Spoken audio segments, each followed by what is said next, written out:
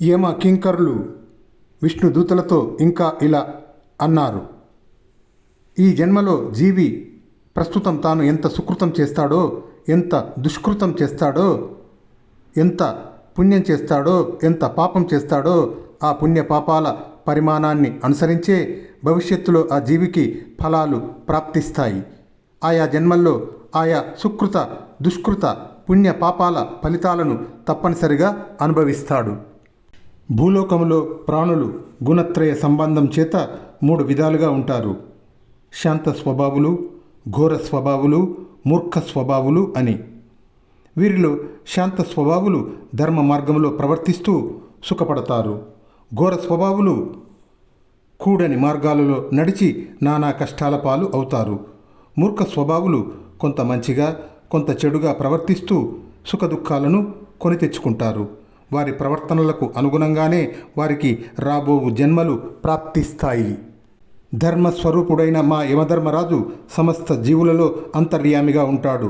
అలా ఉండి ఆయా జీవుల ధర్మ అధర్మాల స్వరూపాలను విశేష దృష్టితో గమనిస్తూ వాటికి అనురూపమైన మార్గాలను కల్పిస్తుంటాడు. అజ్ఞానమే ఉపాధిగా గల జీవుడు తమోగణంతో కూడినవాడై పూర్వకర్మల చేత ఏర్పడిన ఇప్పటి ఈ దేహమే తాను అని భావిస్తాడు. అందువల్ల పూర్వజన్మ స్మృతిని కోల్పోతాడు. కాళ్ళు చేతులు మొదలైన కర్మేంద్రియాలతో ఏవేవో కర్మలు చేస్తుంటాడు. కన్నులు చెవులు మొదలైన జ్ఞానేంద్రియాల ద్వారా జ్ఞానాన్ని సంపార్జించకుండా కేవలం శబ్ద స్పర్శ రూప రసగంధాలను మాత్రమే గ్రహిస్తుంటాడు.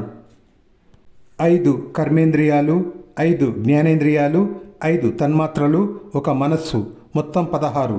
జీవుడు 17వ వాడై ఈ 16 ఉపాధులతో సంబంధ సంస్పర్శలు కలిగి సంసార బంధాలలో చిక్కుకొని ఉక్కిరి బిక్కిరి అవుతుంటాడు. 10 ఇంద్రియాలు, పంచతన్మాత్రలు, మనస్సు అనే 16 కళలతో కూడి గుణత్రయ విశిష్టమైన లింగ శరీరం సత్వగుణం వల్ల హర్షాన్ని, రజోగుణం వల్ల శోకాన్ని, తమోగుణం వల్ల భయాన్ని జీవునికి కలిగిస్తుంది. ఈ విధంగా కామ క్రోధ లోభ మోహ మద మాత్సర్యాలు అనే అరిషడ్ వర్గాన్ని జయించలేక సంసారబద్ధుడైన జీవుడు కర్మలు బంధహేతువులని తెలిసి కూడా పూర్వజన్మ సంస్కార ప్రాబల్యం వల్ల ఇష్టం లేకపోయినా బలవంతంగా కర్మలు చేస్తాడు. పట్టుపురుగు తన నోటిలో నుండి వచ్చిన దారాలతోనే తన చుట్టూరా ఒక గూడు అల్లుకొని దానిలో నుండి బయటపడే మార్గం లేక నశించినట్లే జీవుడు స్వయంగా తన చుట్టూ ఏర్పరచుకున్న కర్మబంధాలలో చిక్కి సృక్కి సురిగిపోతుంటాడు.